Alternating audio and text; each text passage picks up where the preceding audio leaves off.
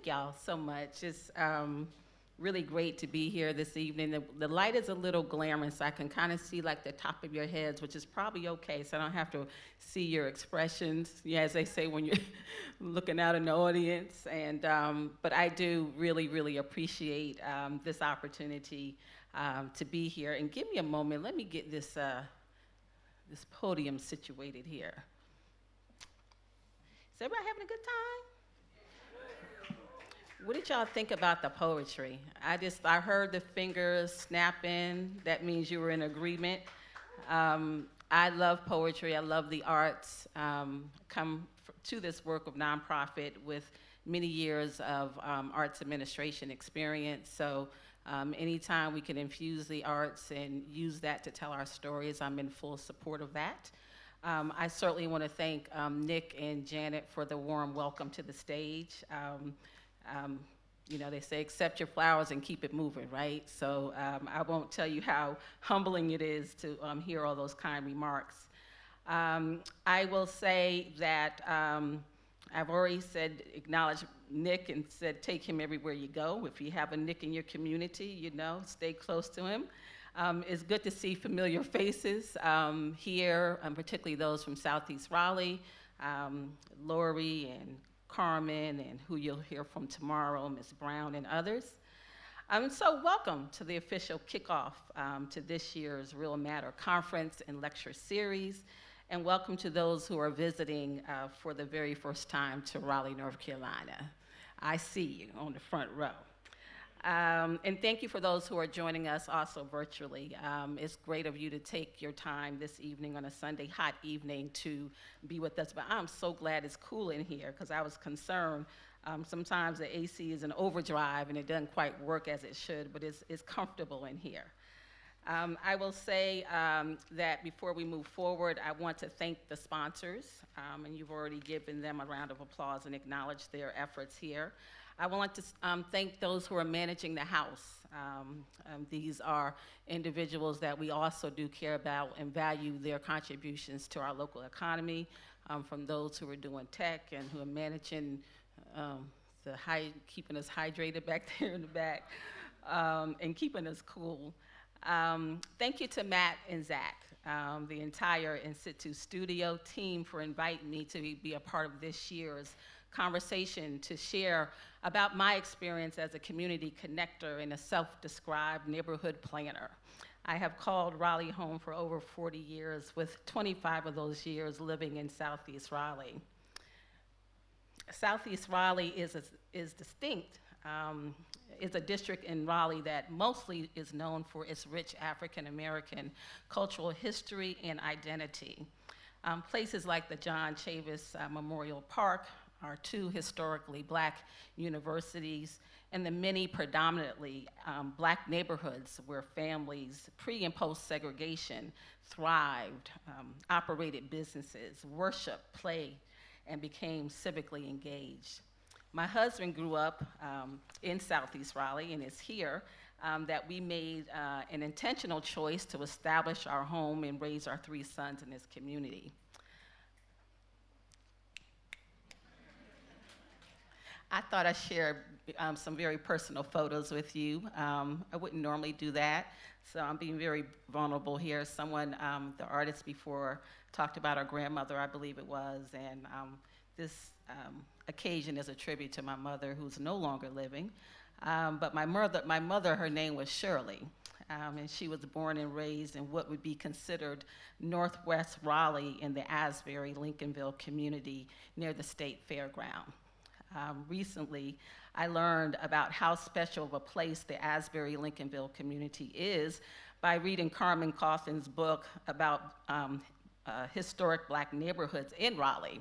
And again, you'll hear more from Carmen. Make sure if you haven't signed up already, make sure you do that. You're going to be in for a treat. I was born and raised in Connecticut, so if you hear that northern accent kick up from time to time, that is why. And I remember those very long family trips to Raleigh to visit my grandmother, riding in the backseat of my father's green Mobile and playing road games with my older sister to pass the time of what was a 9-hour road trip, okay? And we were kids in the back seat with covers pulled over our head, windows down. You know, we were just having a blast. There was something different, however, about North Carolina compared to the community we grew up in Stamford, Connecticut. Things look greener here. The scent of wood burning seems to have been an indelible imprint in my mind every time I think about the trip. My grandmother lived in a log cabin that her son, my uncle, built from the ground up. When we turned onto Narrow Road, the street that took us to my grandmother's house, we were met by a parade of community elders sitting on their porches, waving and welcoming my mother home. I could almost hear them saying, "Shirley is home." Yeah. By the time we turned down my grandmother's driveway, she was standing on her porch to greet us. I wonder how she knew we were in the neighborhood, but eventually I put it together. There were no cell phones or texting then. They just picked up the landline and called to announce our arrival.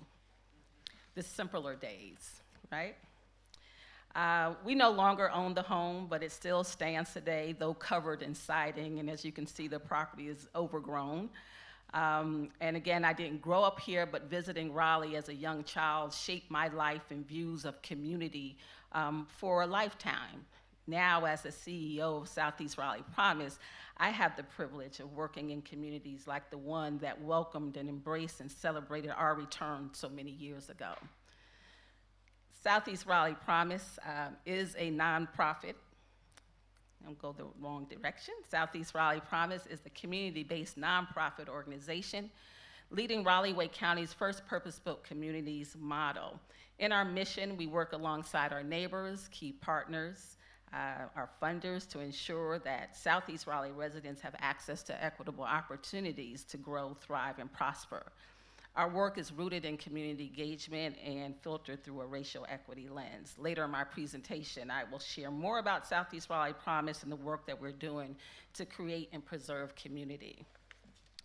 A special thanks, and I'm gonna take a little pause to and give a shout out to the Southeast Raleigh Promise team. You see them there, our full-time team members and our part-time youth ambassadors who are an awesome group of young people, high school students that attend local high schools in the area. Also want to thank our board of directors, our volunteer board of directors, and many of our extended team members, Liminal Creative, Lori Wiggins, and just thank y'all for being there for us. When Matt invited me to give the State of the City address, I was like, really? And I didn't give him an answer immediately. I wanted to really say and think about what I could give and what I could share that would be impactful and challenge us collectively to reimagine ways to design, build, and co-create spaces and environments that are inviting and considerate of all. I thought about the conference theme of The Closer You Get, which resonated with me. It resonated with me, and that I came to, because I come to this work, as someone who believes in the power of proximity, place, and people. I understand that where we live matters, and that we can't, nor should we build community without community. That is the lens in which I do approach this work. I am not a technically trained designer or planner, but I think we're all planners. We all have an idea of what we want our communities to look like, by example of what you see here on display today by the Southeast Raleigh Elementary students. And I'll tell you more about that in a moment. And so in pausing here, I do encourage you. I know people have come out and there's been a lot of build-up about come here, the keynote speaker and give the State of the City address, and all that sounds well and good. But I really believe that we do this work together. And there is no one person, really. I mean, we all lead in different and various capacities and at different times. Sometimes we're leading, sometimes we're following, sometimes we're listening, lifting, hauling, whatever it takes to get the job done. But what I would ask you in this moment, as we are talking about the theme of the closer you get, how close are you? You have to ask that question of yourself for yourself. I can sit here and give you, 10 pages of notes, double space, and tell you what my experience has been, but at the end of the day, over these next 2 weeks, particularly for the students that are here, you have to ask this a value question. Like, what do you value in the work that you do? Is it important for you to be close and proximate to community to allow that experience to inform your work? So I guess you don't give a state of the city or address about talking about the city, right? So I'm going to give you some information about the city. All of this is in public domain space. For some, y'all have who've been here and live in the city, you know these things. For those, and I did this really for the benefit of people who are unfamiliar with the city of Raleigh and who are here visiting. I share, and this is Sir Walter Raleigh. He's the fixture in front of our convention center. But for the city of Raleigh, we are the capital of North Carolina, also known as the city of oaks, given all the mature oak trees that we have. We are the second most populous city after Charlotte. There are 160,000 or so people who call the city of Raleigh home, and we are one of 12 municipalities that make up Wake County, home to over 1.1 million people and growing. We are also part of the Raleigh-Cary metropolitan area that includes Wake, Johnson, and Franklin counties. With over 60 plus people moving to Raleigh, Wake County a day, we are racially and ethnically diverse. We're also in close driving distance to the beach and the mountains, Charlotte, Atlanta, DC. We have great parks and greenway systems, a public transit system that is growing, a strong primary and post-secondary education system. We are also heavily car dependent, and our walkability and bikeability scores are improving. We are typically benchmarked against markets like Charlotte and Nashville and Tennessee, or in Nashville, Tennessee, and Austin, Texas, and Atlanta. And people are moving here from closest Fayetteville, North Carolina, Durham, North Carolina, Washington, D.C., San Francisco, L.A., New York, and Boston, and Chicago. And of course, we enjoy the benefits of many industry accolades. We're always in the top 2 or 3 of this or that, the best place to live. There's even one where we made this the best place to have a pet and own one. So, we got to care about everyone, right? I said earlier that we are home to 2 HBCUs, historically black colleges and universities, Shaw University and St. Augustine's University.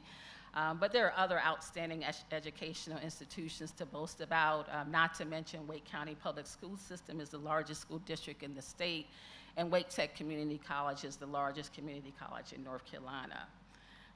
Raleigh is part of a larger region that we call the Research Triangle, or Triangle for short. The name was established because the region is home to 3 major research Tier 1 universities, North Carolina State, located in Raleigh, Duke University, located in Durham, and UNC at Chapel Hill, located in Chapel Hill. And so a little fun fact, like when you map those 3 universities and you pin them on a map, it forms a triangle. That's how you got the name Triangle. I didn't know that until recently. It makes sense, right? I threw in the name of my alma mater, North Carolina Central University, so I mean, they're in the triangle too, so I just want I wanted to give them a shout out as well. Across the region, we have a strong arts and cultural scene, an eclectic mix of restaurants and growing community of coffee houses and microbrewing breweries for those who enjoy that.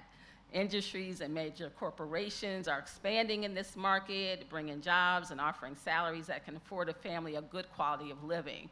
All of this and more has made Raleigh and this region one of the most desirable places to live, work, and play for people from across the country and the world. So a little bit about downtown Raleigh, and I know it was kind of billed as we're going to talk about downtown Raleigh. And so these are just, you could drive through Raleigh, and particularly downtown Raleigh, and know that it is booming, and businesses are coming, people are living downtown, and the more people we get on the street, the safer the streets are, and more people are shopping and spending money, and all those things are great. And hotel and tourism is up. I even find that people, when they go on vacation, instead of leaving, North Carolina, if you live in Durham, you might come get a hotel in Raleigh and stay. I ran into somebody the other day, a couple, and they were in Midtown, which is up in North Raleigh, and they were here. The person was asking them if they flew in or whatever, and they said, no, we're from Durham. We just came here to, get away and, and pamper ourselves, and so I think that's great too. So there's a lot of cross-pollination between Raleigh and Durham and Chapel Hill. I think the jobs that are coming here are great, and small businesses and storefronts are all great as well. But however, I was setting this up because I wanted y'all to know that though whereby things are great, for some it's not great for all. And we have to, when we think about downtown Raleigh, there are not many people who can afford to live in downtown core or downtown proper. And we want to be careful that the boundaries that we consider to be downtown don't keep pushing further and further out, because surrounding downtown are neighborhoods, neighborhoods that are, for the most part, predominantly African American, historically have been predominantly African American, and we know those neighborhoods are changing rapidly. I particularly picked these two photos, and Matt actually noticed the same. He walks, I think, Matt, you were taking a walk one day along New Bern Avenue, and I was driving in the other direction. He was like, hey, we were talking, he was like, hey, had you seen we talked about the same house. Like, we noticed how this house was being built and designed. Now, I will tell you in the top photo, I don't know if the person that's building the new construction knows the individual that owns the yellow house, but if they don't know one another, that's a shame. Because when you look at how the house is situated in proportion to the older home, it seems to me that it's infringing or encroaching on its neighbor. When you look at the overhang, when you look at the size and scale of that house in comparison to the house that's been there for some time, it seems to me that maybe there wasn't a conversation. Now, full disclosure, if this is your house and if you're the neighbor, do not call me. I'm really using this as an example of what's happening in communities. And the top and bottom, I think it is, for me, an example of how we feel for those of us who are legacy residents in Southeast Raleigh. It's not that we're opposed to change. It's not that we're foolish enough to think that things are gonna always stay the same, because they're not. I think it's how it's built, the conversations you have, right? Is it in proportion to what's already there? Does it reflect the character of the neighborhood that's already there? It is not to say that we don't have a fuller appreciation for creativity and new design and angles and frontages and what have you, but the second picture says it all. Kind of have the sentiment is that we have these two beautiful new homes that really are just kind of waiting for, like, let's see what's going to happen to the house in the middle, and we'll just kind of wait it out, And so I wonder, when I see this, I wonder about the people in the yellow houses. I wonder if anyone's had a conversation with them. I wonder if it's owner occupied. I wonder if the owner wants to make repairs to the home, but they can't afford to do that. I wonder if someone were to go to them and have a conversation about how they can improve their home, and possibly maybe they want to build a duplex, or maybe they want to do something different and more, but they just don't have access to the capital. Potentially, what could that look like? How do you help families like this who may want to make the improvements, preserve their wealth, build their generational wealth, and it takes a little more. Everybody talks about equity. Equity comes at a cost. And I've asked this question before on a different panel some 3 or 4 years ago, and I said, well, we talk about equity, but how far are we willing to go to achieve equity? Okay, it's about fairness, and fairness doesn't always look fair, right? Like, sometimes you'd have to do a little bit more to get us to fair and get us to equal. And so I wanted to raise that up. Yes, there are many cost-burdened households in Raleigh, because now, Raleigh, Wake County, the Triangle, this is a hot market.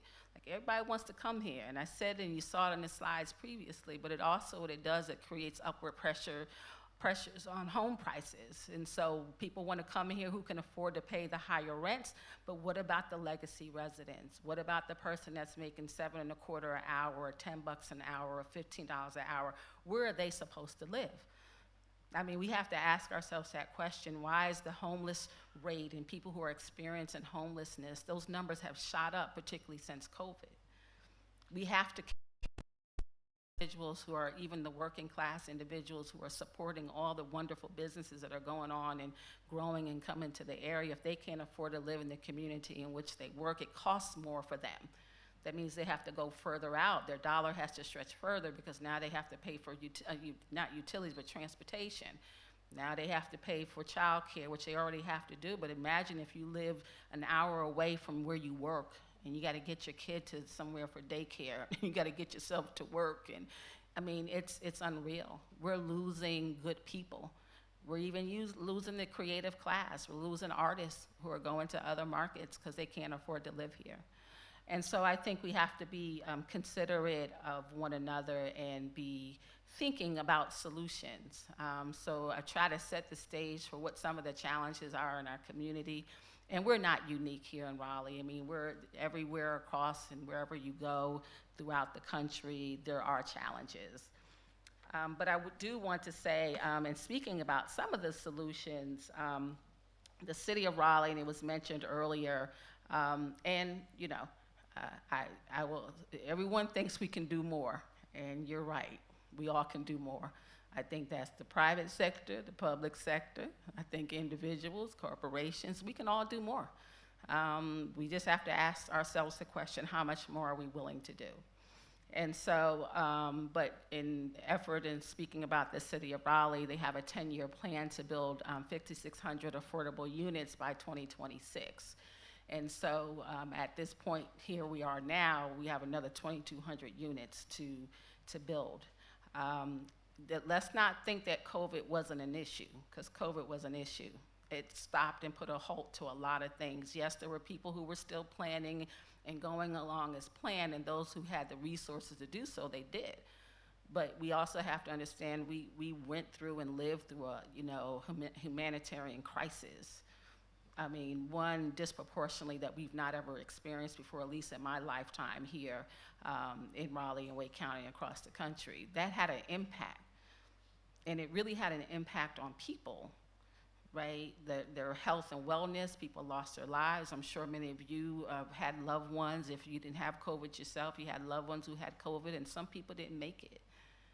But really, as it relates to housing, during that time, housing became or was in top demand. And so guess what some landlords did? They gave a 30-day notice to some people and said, you know what, I can make more money on this unit that I own, and I'm going to give you a 30-day notice, and I need you to leave. I mean, just imagine that in the midst of a pandemic. I mean, I ran into seniors and elders and people who were like scrambling. The city of Raleigh hosted a housing fair at Chavis Heights some couple of years ago. Like they said, there were like 1,000 people that showed. I was there. I wasn't counting people, but there were a lot of people there, and they reportedly said there were 1,000 people that came through that line looking for housing. I have people that text and call me, and they're like, I live this distance away. I'm trying to get back home, and home for them is Southeast Raleigh. You know, so we have to think about this, and where you all come into this is, yeah, you're designing and you're building, and that's great, but you're also in spaces and at tables where you can start raising some critical questions, right? Like you can say, hey, what if? It's about proximity, the closer you get, right? I mean, what a great thing, because they won't expect it from you possibly, because it's like, oh, maybe we should stop and think about this. What more could we do as a company, as a firm? Because many of you are going to be working for for-profit firms. Big business is going to be hiring you all to do the projects and design and build the projects. Now, I know you can only take that but so far, but look, you're in the room, you're at the table, you're proximate. Take advantage of that, right? So, I feel like there are many things I say we all can do. I kind of got on my soapbox there a little bit, but and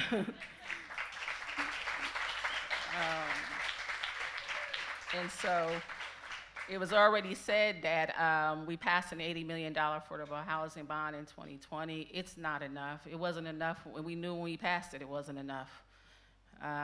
But the reality, we had to pass something. You know, we got to do something. We can't get stuck on the differences that we have, y'all.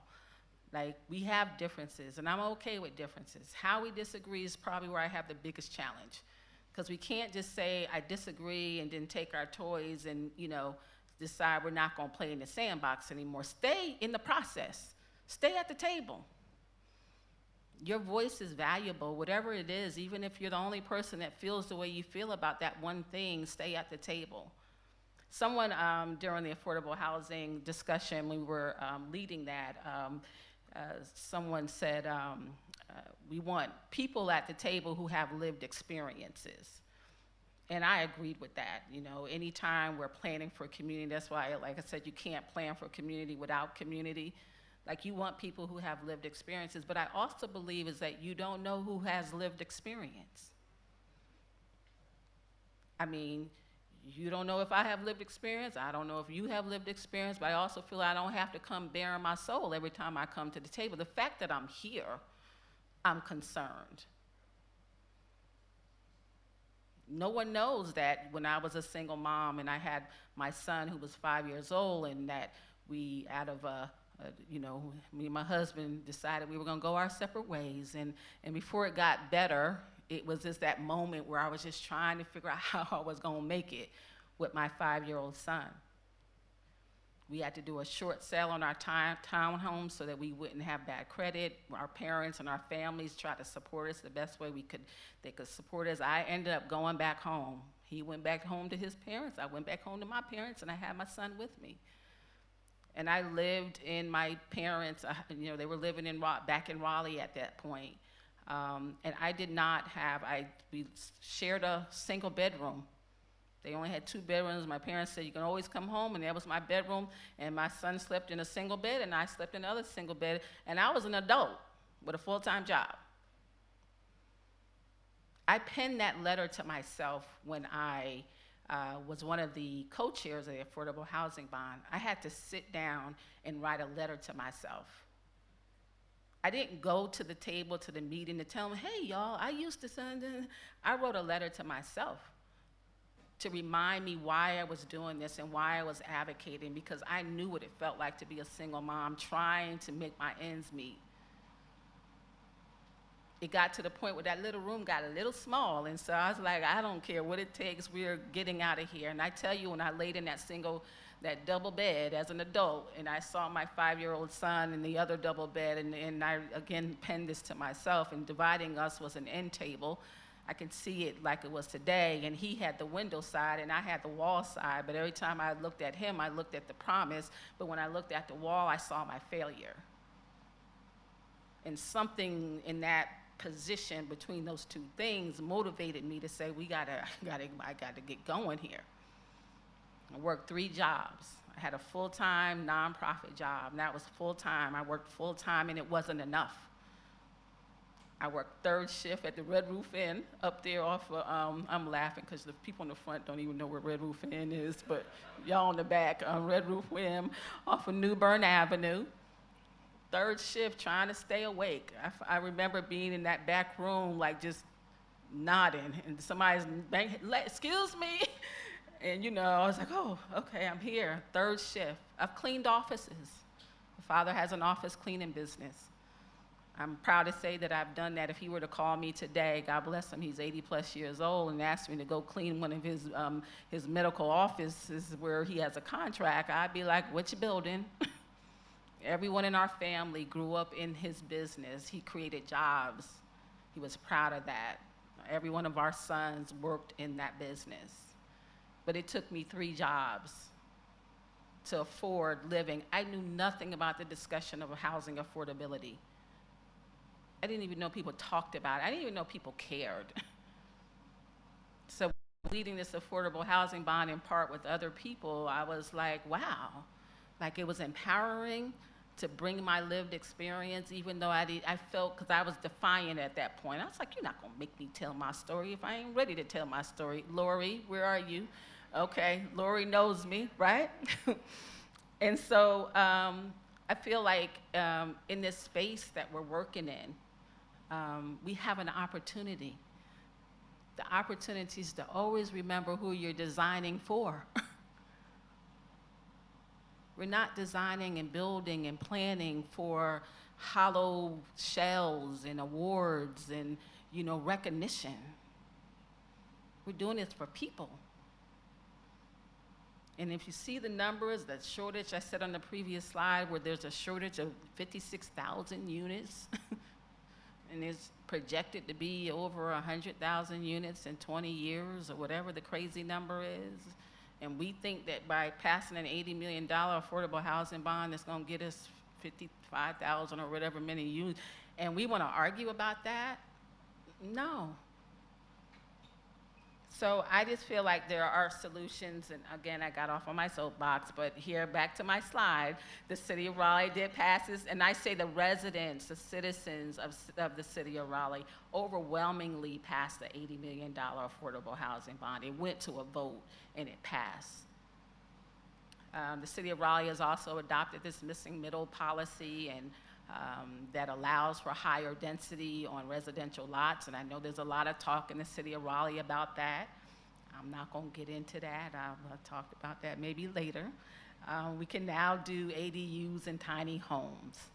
So back to what we do at The Promise. We are the 16th purpose-built communities organization leading a purpose-built community model in the country. We're one of 25 similarly situated nonprofits in the country. And it's a holistic approach to neighborhood revitalization. The first purpose-built community was East Lake in Atlanta, Georgia.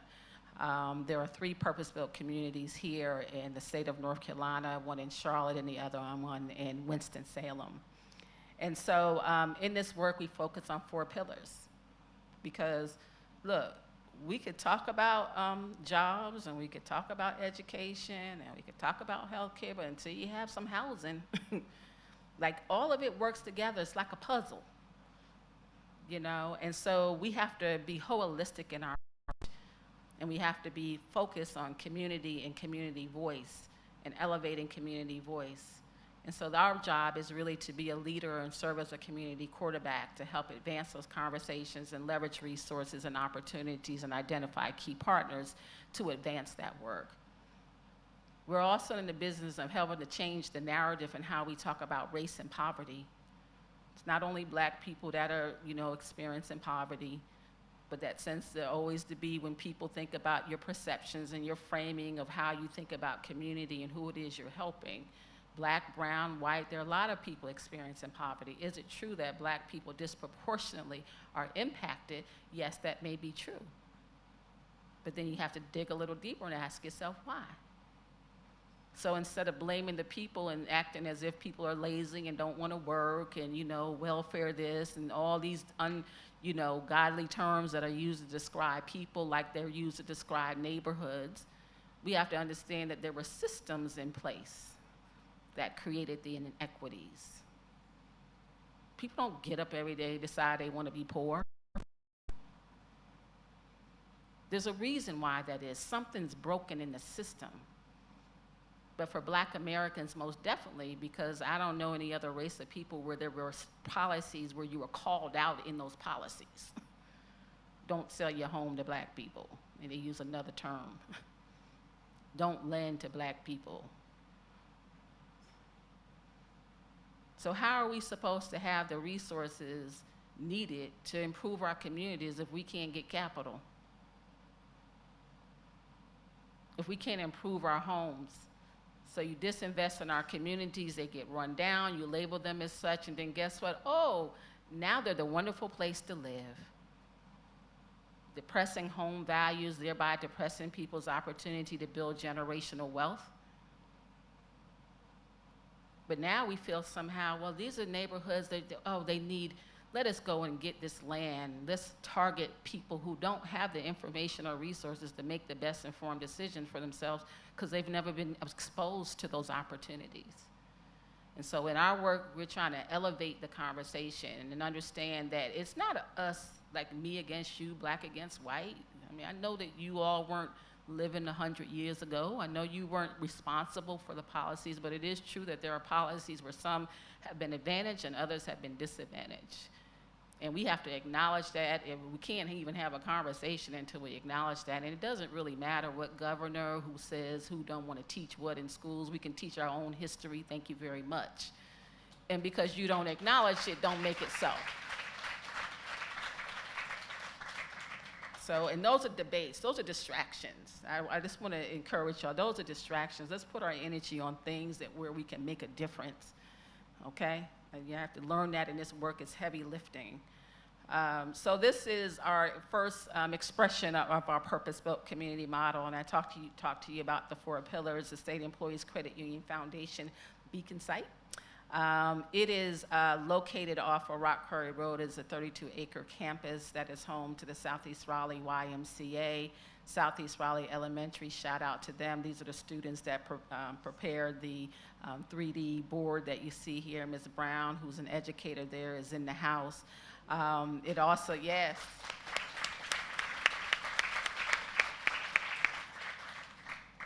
It is home, here are our Beacon Site partners. We identify the work that we do in our collective efforts, and as a community quarterback is to identify the right partners to do projects of this scale.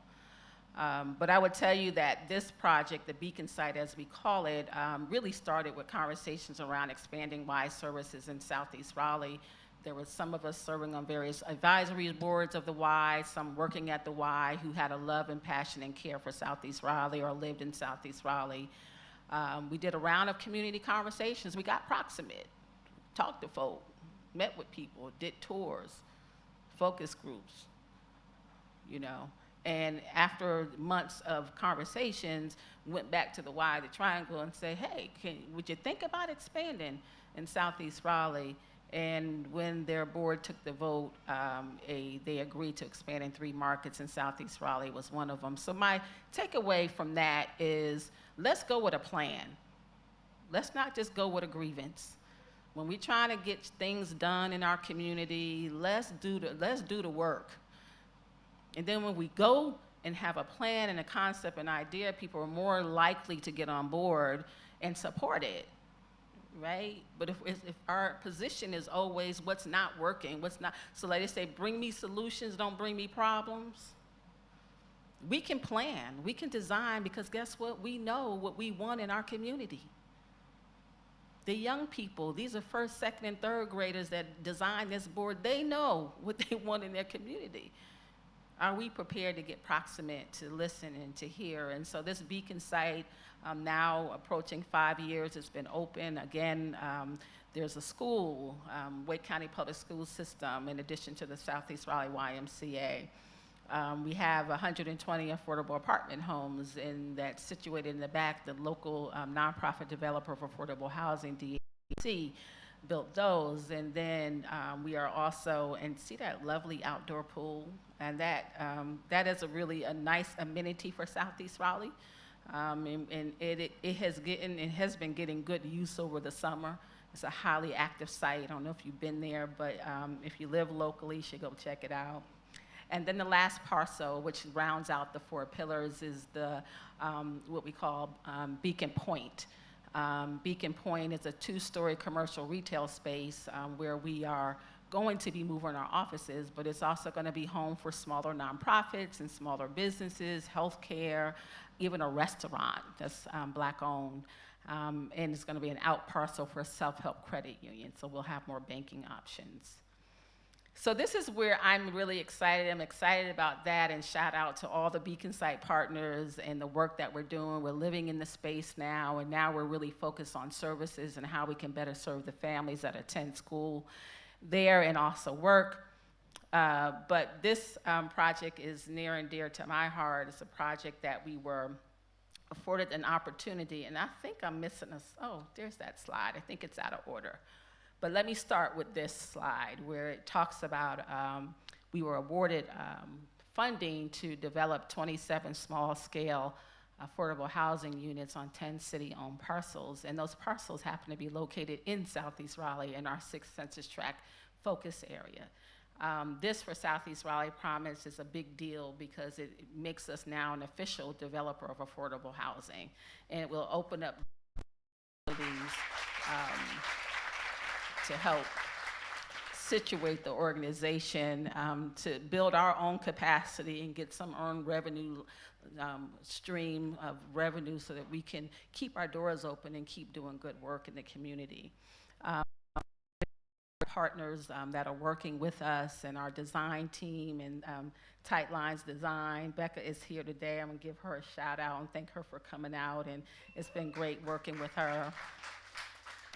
Urban Trends was our co-developer, Right Build International, our GC, and First Rate Property Management Company. But, you know, most of all, the city of Raleigh and Wake County. So that $80 million bond that passed, I could not have thought at the time. I was not CEO of Southeast Raleigh Promise when I was leading up in part, co-chairing the affordable housing bond. And what would happen that I end up securing this position at Southeast Raleigh Promise. The city put out an RFP to nonprofits inviting them to apply for funding, and we submitted a highly competitive, formidable application, and we were selected. I didn't know that when I was advocating for community for the $80 million affordable housing bond. Just do the right thing. It all comes back to you at some point. You never know what doors will open thereafter. And so we were selected, and we're excited. And I'm gonna go back to the slide that this is, I didn't put all the parcels, but to give you an example of some of the homes that we're building, single family, a mix of single family homes, duplexes, and ADUs. And so the designs that you see here were done designs, and this is one of the parcels where we're doing a single family home. And the neighborhood that's around it is a residential community, and we were really working to be intentional about our choices, our options, or what would be fitting, right? I mean, we could have done a whole host of things, but it really is about being proximate to community and being considerate of community. And so here is a single family home that we, in the actual photo of the parcel itself. Here's another duplex that we're doing on Edenton Street. Again, people on front don't know where Edenton Street is, but Edenton Street is closest to, it takes you inbound to downtown Raleigh. And this is an example of what the duplex looks like. Actually, single family, excuse me, and it will have an ADU in the back. And so ADU is a big thing, accessory dwelling unit. It's detached as a unit that's detached from the main structure, and it creates more space. It tends to be like an efficient, and it's different kind of living, right? So imagine if you're living in the main structure and then you have someone living in the ADU in your backyard. I mean, you like to think you would want to know that person, but maybe you may not know that person. You have to be okay with that. Like we say, we're trying to house people so their lives can be improved and they can have a better quality of living. This is another variation of a duplex that has a front and side entrance as well, and this too is also on Edenton Street, and a great design, I think, for this parcel. And we're doing a mix of 1, 2, and 3 bedrooms. I didn't indicate what these were, what size bedrooms or units these were, but just to give you an idea of what the design looks like. Don't have an actual photo of the duplex here, but it's a side-by-side duplex, and it's going on the lot that you see sitting there. This will have an ADU in the back. This is an example, a sketch and rendering of potentially what the ADU will look like. And so again, it's a smaller unit, and you can just imagine that. Again, it's tight quarters, but it's okay. You know, if it ain't for you, it's just not for you. And then you just apply somewhere else. It's gonna be for someone. We always have a long wait list in the housing industry. But I think what's great about this is that it creates community. Like, imagine living next to someone who's looking out for you. And you can look out for them. Imagine what it's like that you can walk out the door and say hi to your neighbors. Like, we don't do that anymore, right? We don't, let me take your trash can in for you, or let me look out, make sure I didn't see your light on tonight. Was you okay? Like, we have to get back to community. We've gotten away from that so much. So I think this close proximity kind of living will encourage that as well. I would tell you, in one of our internal charrettes that we had, working with Becca and her team and our code developer, we've had times, most recently, where we were sitting, had a meeting, and we were talking about, like, there's another parcel that I didn't show, but it's like a cluster of parcels, or like 4 parcels, and we're going to do duplexes and ADUs. And we were talking about how can we make this a more livable space. So then we had to start thinking about, what about the kids? Where are the kids going to play? Oh, could we do a community garden? Hey, what did the walkway and the pathway look like? Like, you physically have to put yourself in that space. And now what we are going to do, because time didn't allow for us to talk to all of our neighbors, we're going to go back and we're going to talk to our neighbors. And we're going to say, hey, we're coming to town. We're coming to your neighborhood. The churches, the faith-based organizations, the people who live there. Maybe there's someone that's living in a community that wants better housing, and they're going to apply when the time comes. And so that's the proximate. That's the work we have to do to get closer and make sure that we're inclusive of everyone. Our efforts also include, big on engagement, as y'all can tell, but we're doing, like, finding ways and projects that we can do engagement. So we're doing a project with Rebuilding Together, which is a local nonprofit supported by Wells Fargo. And we're gonna be, again, for a second year, repairing homes of individuals living in Southeast Raleigh who need major repairs. It's another way to help them stay in their home, right? To preserve generational wealth. And so we make it a day of fun with bringing out volunteers, and some of that work is done in advance, but volunteers can come out and support. We know the bus rapid transit corridor, I didn't talk about that, but that is another thing that's spurring a lot of gentrification in neighborhoods like Southeast Raleigh, and we got a grant from the city of Raleigh to do intense engagement in those neighborhoods, because I believe that if we can get on the ground and we can tell residents, hey, how do you prepare? If you're a person and all you need is your roof repaired, can we connect you to services where you can get your roof repaired? So you're not making a desperate decision to sell your home. If you're a renter, understand that your landlord could literally give you a 30-day notice and you would have to leave. I mean, what would you do? And I'm not an alarmist. We're not going to go in there and scare people, but we want people to be connected to resources, and we want to build those relationships. So attending community events, making sure that we're creating job and employment and economic opportunities for local businesses to take part in the construction that we're doing. Like, those are things we're just intentionally thinking about.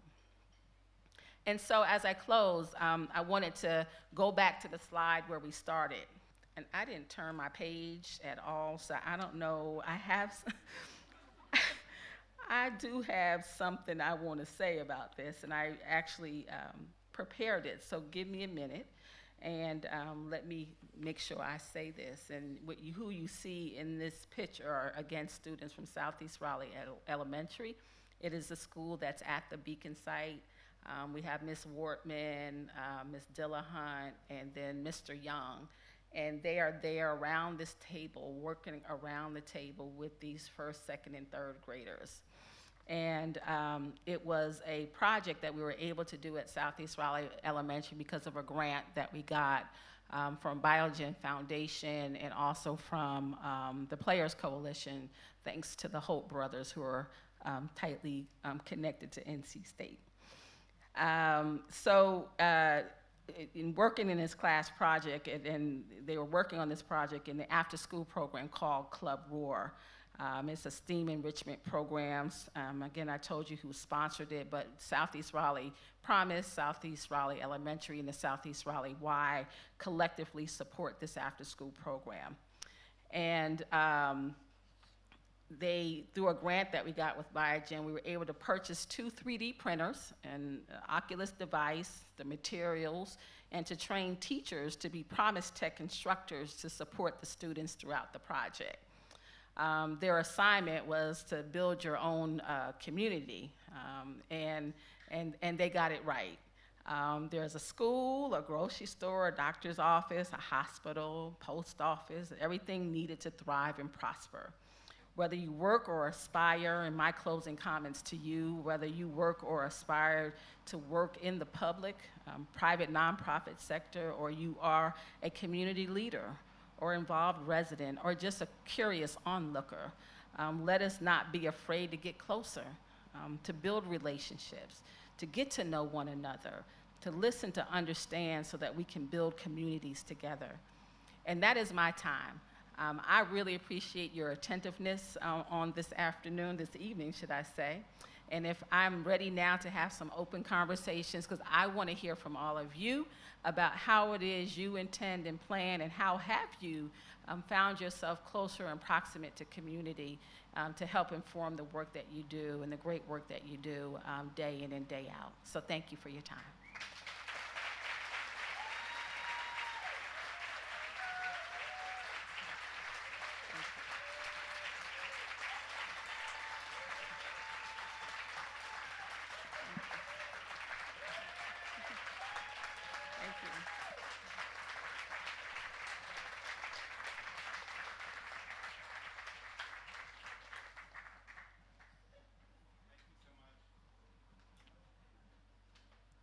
Thank you. May I come off the stage and come down in the audience? Zach? Is that okay? Yes, it is. I guess it is okay. May I give you this? Can you hold this for me? Come down, okay? While she's coming down, can we get one more round of applause for Yvette Holmes?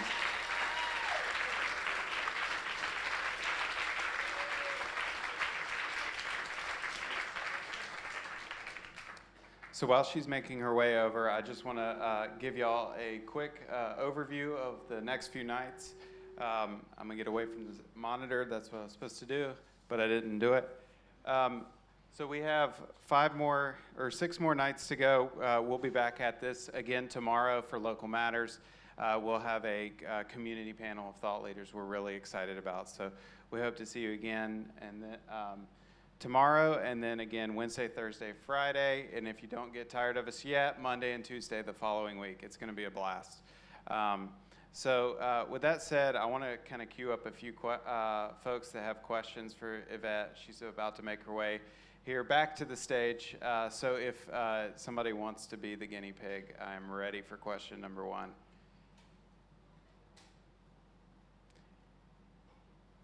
All right, I'm chasing in the back. Yvette, question 1 is coming.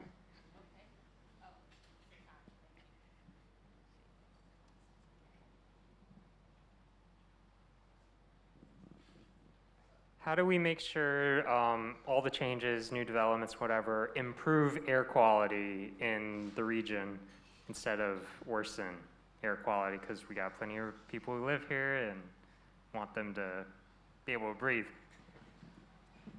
I think that's a good question, and I'll give you my response, and maybe there's some other folk in the audience who want to chime in. So this is a conversation, y'all. Okay, so I came off the stage for a reason. So you raise your hand if you want to add something, but in our experience, particularly when you're building new developments, the whole LEED standard in building with, materials that are environmentally friendly, looking at your stormwater runoff, looking at how your energy efficiency appliances and the like. All those things, they're great to do, and sometimes they come at a cost that makes it prohibitive for you to incorporate in your project. And so I think it's really about, though it's a great thing to do, I think it also comes down to numbers, unfortunately, particularly in affordable housing. We want to do that, but we also need to be able to afford to do that. So that's my simple, that Carmen, would you give me to say something? Oh, okay. So that's what I don't know if that's a sufficient answer for you, but that's my response. Yes. Hey. How? Save the trees. We could save the trees. Yep. Stop letting builders clear cut. Yes. I think it is true that saving as many trees as possible, and I mentioned in my earlier comments, when I came here, and visited, compared to where I lived in Connecticut, the one thing that really impressed me about North Carolina, particularly Raleigh, is like it was so green. And even now, like when you're driving around in the canopies of trees, like we're very fortunate to live in a community where that sentiment is felt. And I think we should do that. I also think, however, that if it comes down to a tree or housing, I'm going with housing. That just is me. Yeah. If we can do both, let's do both. But I also say that where we need to make sure that we're not sacrificing quality housing for individuals for the sake of preserving a tree. And we can do both. That's where y'all come in, because y'all are the creative class and you design, right? You design around trees, don't you? Okay. We got one right there.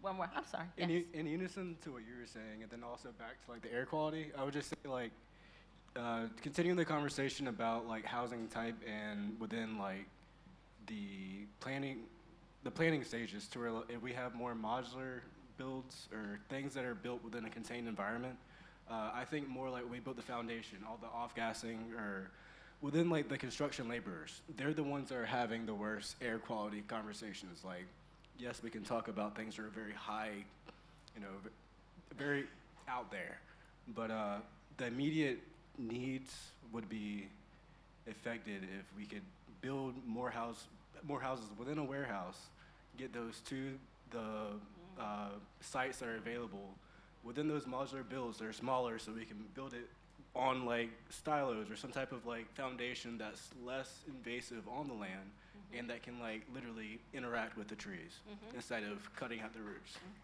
He came up with a solution. Good thought, good idea. Hi, I had a question a little bit different than the Sure. kind of direction we're going for, but I, like as a young professional, as a designer, architect, aspiring architect since I just graduated, but I was wondering, there are all these like kind of concepts we're talking about, affordable housing, which are really large and big social issues, and as an architect, I feel like I am able to design these kind of like ideas and solutions, but it feels kind of small. Like my perspective of going into the workforce, how can we be actively working with people that have more power to put these policies in place, like politicians, people with your kind of nonprofit groups? How do like people, I guess like me, young and new into this kind of field, how can we really make a difference with what our skills are and kind of use that to do what we believe in? No, I appreciate that question. And there's some other seasoned architects in the room, right? So, hey, y'all want to come? Who come? Becca? No, you good? Okay, so they can tell you better, but I will say, you know, I'm just a firm believer that your gift will make room for you also. You have to apply yourself. So I didn't know Becca. Someone introduced us to Tightline Designs, and then it started with a conversation, and then it went from there. So sometimes you, as much as the firm is interviewing you, you're interviewing the firm, right? So you got to find out what the core values may be of the firm, and then you decide if that's a good place for you to work, right? And maybe the conversation is, how do you give back to the community? Tell me some of the projects that you do work on where maybe you're not charging full rate, you know, because it costs. Right? So every firm, every corporation, whether regardless of who it is, should have a philanthropic arm of what it is they do. And so I think you should do and ask and inquire yourself, and you do the interviewing as much as they're doing the interviewing of you. Okay. Good evening. Good evening. I My, can't see you, but I'm okay. right here. My superhero name is Mama Kai because Okay, I Mama found Kai. my superpowers as a mom. And my question has to do with how, when you're invited to the table, but they don't really want to listen to you and they don't really want to feed you, do you get heard? I have solutions, and I presented them in several different formats, and it doesn't seem like anyone is listening. So how do I grab people's attention so solutions can be implemented more immediately than all the delayed solutions that people are bringing to the table? I appreciate that, and I think it is frustrating. I think I mentioned this to Brother Eugene, he may have left already, who's feeling the same sense of frustration, right? You spend your time to engage and to help shape and inform policies, and then the outcome is not what you expected. Take your little break, okay, and sharpen your elbows and stay at the table. Okay, because if you leave, then that perspective still can't be heard. I guarantee you, you're at the table, someone's listening. I guarantee you, you're at the table, someone eventually is going to probably take your idea and say it was theirs, but nonetheless, your idea is being heard and is being listened to, because if you're not there, we can't see you, we can't hear you. Superpower Mama Kai, okay? So you got to stay at the table, and I think to get around, I say like-minded people, you know, you don't want to be around people who always think like you think. So it's good to have a diversity of thought and opinion. And sometimes when we go to meetings, we go with an agenda already in mind because we've already figured out the solution. Maybe try to go to the meetings with an open mind, because there may be something we hadn't thought about. And the other person and other people sitting at the table, there are things they have not ever heard your opinion. They too have to be open-minded. So I think sometimes one thing that I'm seeing that's happening a lot is setting some rules of engagement up front. So when you have meetings and that sort of thing, just say, let's be clear, how are we gonna have this meeting? You know, how are we gonna talk? Is everybody's opinion gonna be valued? Will everybody get a chance to be heard?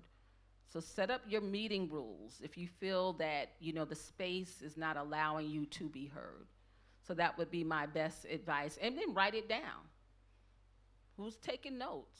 Can we go back and refer to this? I'd like to take this up at the next meeting. I didn't get an answer that was satisfactory. Can we figure out a way? Because look, there's a lot of development that's happening, private developers that are doing work, and we want them to do more. And we have to say, like, we may not get everything we want, but we want to get something. But how do we get that something if we're not at the table? So stay with it, Mama Kai. Superpower Mama Kai. Hey, Bill. Hey, Yvette, how are you? Hey. Thanks so much for helping us see our city through a different lens than we would be if we weren't as proximate as we can be or should be. We really appreciate that. You're welcome. Could you speak a little bit more about the 3D model and the kids Yes. and their vision and what they were dreaming of, Yes. and how maybe we as adults can learn from what the children were imagining as they were building that community? Yes, and I got Miss Brown. You know I'm gonna call on you, so you already knew that when you just because she's a teacher at the school and she was there more often than I was. And do you want to come share a little bit? Come on, Miss Brown. And she's from Southeast Raleigh, right? So we have to be able to share our stages whenever we have them and be prepared at all times, right? I see. All right. Good evening, everyone. I am Tamitha Brown. I am a teacher here at Southeast Raleigh Elementary School. Just to give you a tidbit about myself, so you're like, who is this lady? I am from Southeast Raleigh. People that know me, they will say, Ms. Brown says she is Southeast Raleigh. I am 47 years old. This is my community. This is my neighborhood. I still live in Southeast Raleigh. My mom still lives in Southeast Raleigh. So I am one of the black and brown children that you see. I could have easily moved somewhere else. Just real quick, my story, I was a single parent, so I could have gone anywhere. I decided to go back to school, got my degree, and I wanted to make sure that I gave back to my community. How I'm doing that is making sure that I am one of the voices for these children. So I can tell you right now, those are my coworkers that you saw in the picture. I'm a kindergarten teacher, and so Ms. Wortman is on my team. However, I've had the opportunity to loop up with my children, so Ms. Dillahunt will now be, will be on the same team. So I'm going to first grade with my kids. I can tell you right now what these kids were thinking. They're always talking about what they want. I really empower my children, and Ms. Holmes can tell you to that, attest to this. I always empower them to believe in what it is that you want. This is your community. This is your home. What do you want? The biggest thing, you said something that was really very powerful. These kids want to be heard. This gave them the opportunity to not only be heard, but to be seen. You saw in the picture how engaged these children were. That was just a snapshot of just a moment of conversations that happen all the time with our children. Even though Southeast Raleigh is just a little smidge, right? But it's a powerful and wealth of information and knowledge that's sitting amongst just that picture. Those kids are our future. And so I'm glad that this conversation is happening, because when you guys are thinking about and designing, you got to think about the faces that you see. I am one of those faces, so I try my best to empower these children to believe in this is the kind of community that they want to be in. These children also had an opportunity. There's another fire station that's coming, and so they reached out to the children and asked them, what do you want that to look like? What is your design? In a room like this is very powerful, where you can sit amongst others with a diverse background, different ideas, but come to the table and come to a solution, which is amazing, that I'm really appreciative. I had no idea that I was gonna be here tonight. I kind of saw this in an email on my, not school email, but my personal email, and I was like, let me just go see what this is about. I believe in what Yvette is doing. I wanted to show my support, but I had no idea it would be, I think the lady sitting beside me, when I saw this, I was like, oh my God, those are my kids' board. And Charles and I was just looking at this board literally after our meeting the other day. Yeah, so I was like, oh my God, I'm happy to see that. But I hope that answered your question in reference to about the kids and what do the kids want? The kids want to be heard. Right here is showing you this is what they want to see in their day-to-day as they're being raised, as we're teaching them. Education, that's a whole nother conversation, another room we could be in about that. But I appreciate the time. Thank you. Thank you. You need anything else, let me know. Thank you, sis. They talked about a public art. Ms. Brown, thank you for bringing up. They're going to be building a new fire station, Firehouse 3, I believe, off of Rock Quarry Road in Southeast Raleigh. And the city reached out to, with the public art, the artists, and wanted to come and talk to the kids about, you know, what design elements they wanted to see with this piece of public art. And often we don't get asked. No one wants to know how we feel or what you think. So just really getting our kids accustomed to being curious and to be thinkers and to dream outside the box and to be bold, right? And so this right here is representation of that. Thanks, Bill, for that question. Yeah, Yes, sir. so I partly live in Savannah, Georgia, and I know that trees really do help with keeping walking not hot. Yeah. And when we were doing a tour of the squares, it was like super different than the squares in Savannah. So I was like, I mean, I think that trees help a lot with like heat, but like, what do you think really helps with like, I guess, urban planning when it comes to how to eliminate that kind of heat? Well, Just I mean, everyday life. Well, to your point, I mean, having more greenery and more grass and not having the impervious surfaces and the asphalts and the concrete, that helps with, you know, eliminating hot surfaces. I believe the city of Raleigh did a heat study of sorts about, and I don't know how long ago it was, and I don't know if we want to hear from the city is here or hear from that department that can speak to that, but I'm not a planner, okay, so I'll just tell you that. I'm just telling you what I think, and there probably are some best practices that you can apply to do that, and we rely on our designers and architects and experts to do that. We hold that up as a value system for us and value proposition, but we also, again, we're in the business of getting people in housing, right? Like, we can do it, but as we do it, we also have to consider the cost, whatever that might be. I don't think I've sufficiently answered your question, but that's what I have to offer for you. Hi, And you tell me, once you one of the students? Yes. Okay, so when that's gonna come up again, it sounds like, over these next few days. So email me and let me know what y'all find out. Y'all talk about that, I mean, and get that information back to us, because we're happy to hear and listen and learn.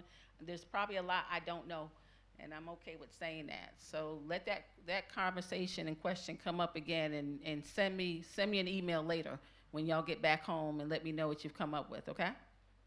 All right. Hi, hello, how are you today? My question is about affordable homes.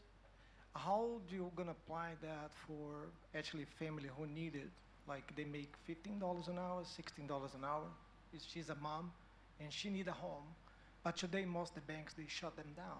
I see that many times because they don't make the money Right. to make that. So Right. as a contractor, interior designer, I helped 10 years ago. One of the companies they go no profit, but they make profit, on that. But they have income above $40,000 because the homes today it's higher than 15 years ago. That's my question you about the home. How Yeah. they gonna do that for those people? So this is rental housing that we're developing, the 27 units, and it's targeting households with incomes between 30% AMI up to 80% AMI. And so that income limit is adjusted for household size. So if you're a household of one, you can make a certain amount of, or have a certain amount of income, because not all income is earned, right? Some people are on Social Security or disability and the like. And then serving those at 60% AMI and then 80% AMI. And the whole, I think there are like two conversations you gotta have. You gotta be able to bring in enough revenue to support the debt that you gotta carry on whatever it is you're developing and building. And if you're in building and planning these days, that everything's gone up. Interest rates have gone up, the cost of construction and materials and labor have gone up, and that drives the price of your project, right? So I can't go to Lowe's and tell them to sell me, lumber for 30% with a 30% discount because I'm serving people who have a housing need. The cost of lumber is the cost of lumber. And so what we have to do is figure out why we're trying to keep the rents affordable so this single mom, possibly with a child or two children, can afford it. We also have to have some higher rents. So when we say we're serving 30, 60, 80%, some people say, well, the 80% rents, because that could be like $2,000 in our model. But there's someone who can afford a $2,000 rent a month compared to what the market's calling for. But I need those 80% rents to help pay for what? The 30% rents. And if we're gonna serve and have mixed income communities, we gotta pay for it somehow. And that's the work of the developer and your project team, your design team, is to figure out how to do it affordably, how to do it with being conscious to the environment, how to do it with quality design and all the things that go into, because our standard, I was talking to Becca the other day, the standard of what and how we build is the standard to which we hold ourselves, right? So it's not like we're building cheaply. People think it's affordable housing and you can just throw it together and it doesn't have to have all the energy efficiency appliances and whatever, but we're saying, would you live in it? That's the standard by which you needed to be building and designing. Now, maybe we don't have all the bells and whistles and, marble countertops and all that kind of thing. But, you have to build to a level in which you yourself, a family member, your parent or whomever, if it's not good enough for them or good enough for you to live in, then you probably shouldn't be building it. I don't know if I answered your question. Yes, Ms. Carmen. So I don't know that I have a question, but I have something that I think is important for us to take away. And you touched on it when you were talking, and that is the fact that these systems were built. They were created. And for the most part, people who don't have to deal with the system that was created, because you have, I'm not going to say the word privilege, but you have the advantage of not having to deal with the system that was built to hold other people down. You need to begin to process that system in everything that you do, in everything that you talk about. When you are out talking with your bankers and the developers are talking, don't forget that the systems were created. Don't forget that there is a history of people who survived in the areas that those systems were created to build, and appreciate the history as well. When you're talking about the trees, when we've been talking about the air quality, one of the studies that has been done in the city of Raleigh is where there are places that are heat islands. Southeast Raleigh is a huge heat island. And so there is a project now to put trees out. But you also have to consider People already own that property. Do they want the trees on their property? Do they have the resources to take care of them? So there are a lot of pieces that you have to think through. So sometimes think back to, and the children, that's the thing that started this off for me. You know, children watch TV. Children are on video. They're doing things that when I was growing up, I wasn't allowed to be in front of a TV that often. But children see nice things. Children are riding in a car or a bus down the street. They see nice places and nice things. They want the same things that everybody else has. And for them to design what they want, it's because they have seen nice. And so we all want to be in a nice, decent place where we don't have to worry about roaches, we don't have to worry about rats, we don't have to worry about when it rains, water collects around where we live. And you have to consider the fact that as far as history goes, white people didn't want to live in areas like that either, so they moved up where it was high. So you have to know, you have to be willing to do some research on your own, and you have to talk to the community because you don't know what issues a community is dealing with until you ask them. You cannot assume, and that is what has been done in far too many instances of development. We assume. And I just wanted to add those pieces in because I know you know that. No, I do know. Yeah. And this is what you're in store for this tomorrow, because Ms. Carmen's on a panel tomorrow, so she's one of the panelists along with Monty and others. So look forward to hearing some more from you. And we have time for one more question. One person behind you. Oh, and this one here. Oh, it's going to be two then, because I got to get Susanna. Hi. Yes. Thank you for speaking today. I guess I had a question about if there's been any studies done on mixed income communities or multifamily housing. How have residents actually like reacted to each other, or how has the community, whether it's banks or restaurants or like educational systems, like how have they reacted to that kind of interaction? In terms of the type of housing that we're developing? Yeah, so our housing is what they would call small scale missing middle and housing, and essentially it's a type of housing that allows for higher density on residential lots, and that's new for Raleigh. So, I mean, Raleigh's going through that now and looking at how to possibly even reimagine that policy, because what you have now are, unfortunately, developers who are going in and buying land in neighborhoods and maximizing the allowable units for a particular lot in a residential neighborhood. And there is some pushback now from some in some neighborhoods that's saying the housing that they're building is not in keeping in character of the community that's existing. It's also out of scale. It's too many units on one lot. And I get that. Like, I think that there should be mixed in middle, and I think there should be higher density on certain parcels and residential parcels, but I also believe that we should be considerate of the neighborhoods in which we are building. Those are just conversations. Like, I think sometimes we're concerned about having the conversations or even striking up the conversations because we're concerned about what we're gonna hear, that it might not support the ideas that we already have. But there's gotta be somewhere in the middle that we can meet. So you don't have developers just going in and building, like we just learned on the news the other day that Southeast Raleigh is getting a mini or micro,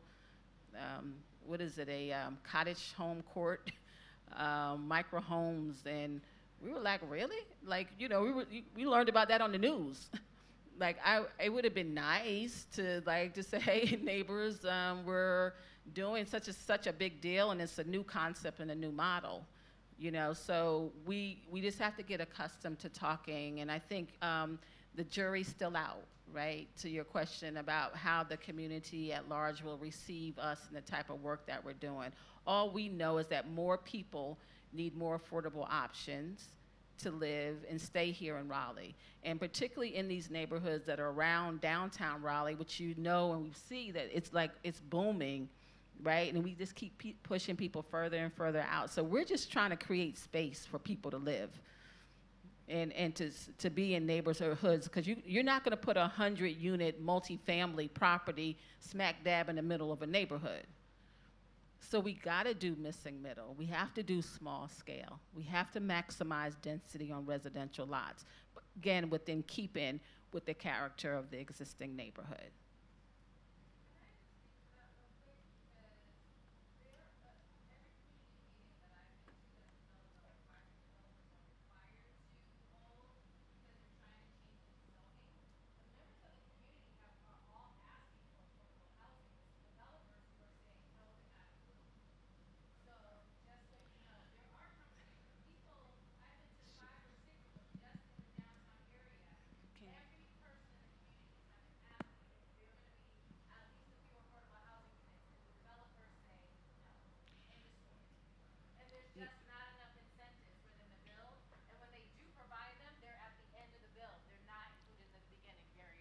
Yes, ma'am, and you're absolutely right. There has to, the city of Raleigh and local municipalities throughout the state can't demand or mandate that developers include affordable housing in their unit mix. There are states that allow for that, right? So this comes down to who you put in office, right? So this could be one of your, if it's an issue for you, make it one of your agenda items and go talk to your elected officials. Because I think if the city and local county could do it, I think they would. I really do. And I can't speak for them, but I don't know why they wouldn't, right? Because it would certainly make their life a lot easier if they can mandate developers to include affordable housing units in their unit mix. But right now they can't mandate it, so all you can do is incentivize, and this incentive is not enough, because you know why? Because if you accept government funding or federal, state, or local dollars, they come with other requirements. You have to maintain it as affordable, and guess what? You also have to accept the housing choice voucher, which we didn't even talk about. It's the public housing choice voucher, the mobile subsidy voucher that people. So sometimes people don't want to accept the government funding because they don't want to have to house certain people. Okay, so it's another way of keeping people out of communities. But yeah, I do think if that's an issue, an agenda item that we should put on some legislative agenda. Okay, hi. Hey. My name's Susanna. I'm an architectural designer in Philadelphia, and I really appreciate your presentation today, and also Ms. Brown, your students' work as well.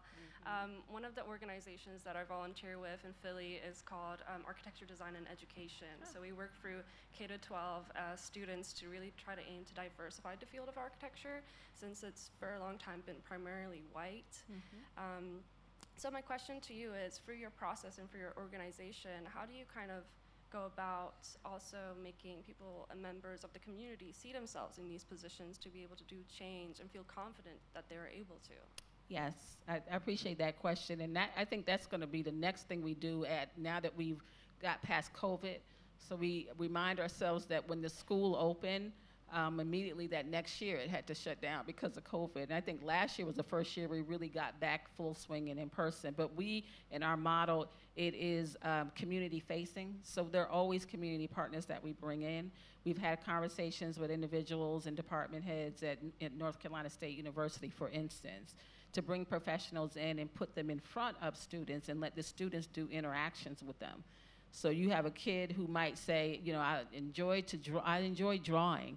They can't make that linkage to maybe what an architect does. And maybe that's oversimplifying it, but you have to meet him or her where they are, right? So you start cultivating that. So those are relationships that we can build through the partnerships and community partnerships that we are building too, now that we're kind of a little in a different phase of COVID, because I think COVID is still present in our community.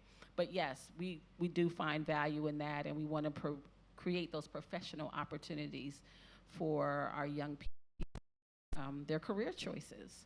Yeah, it's important that they see themselves. Yeah. So, yes.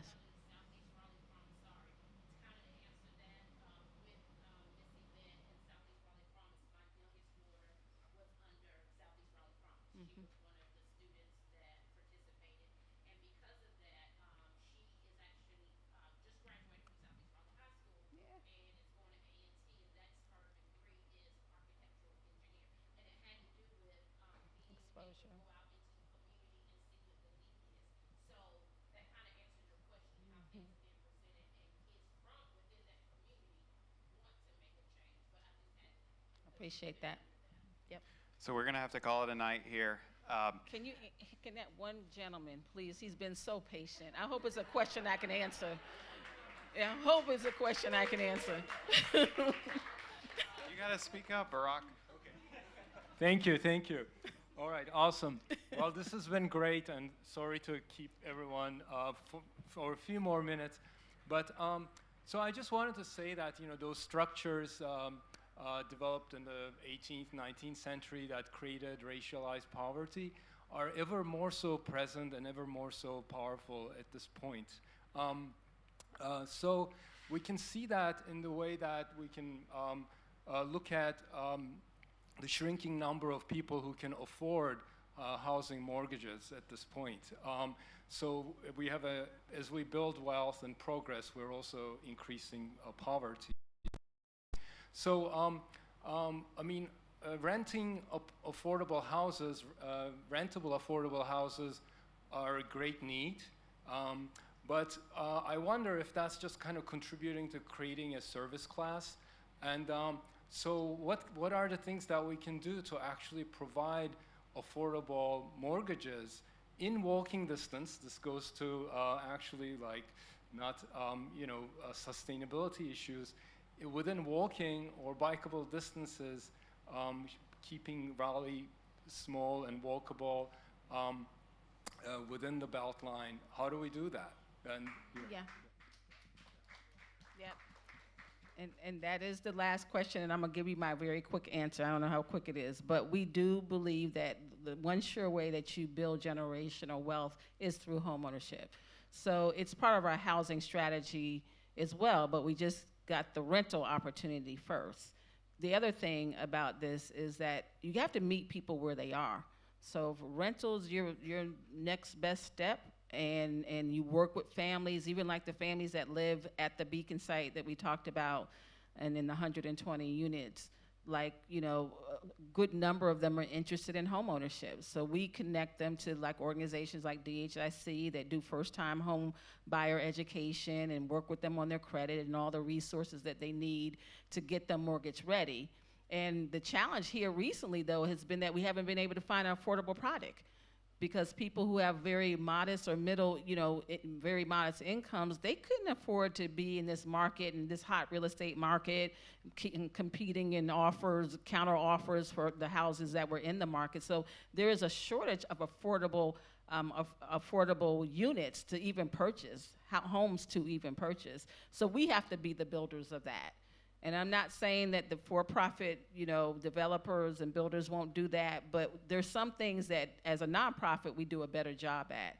So we believe in that. We think it's an important initiative to take on, and we just have to find the right partners to do it and find the most affordable land to do it on, because that will drive the costs. All right.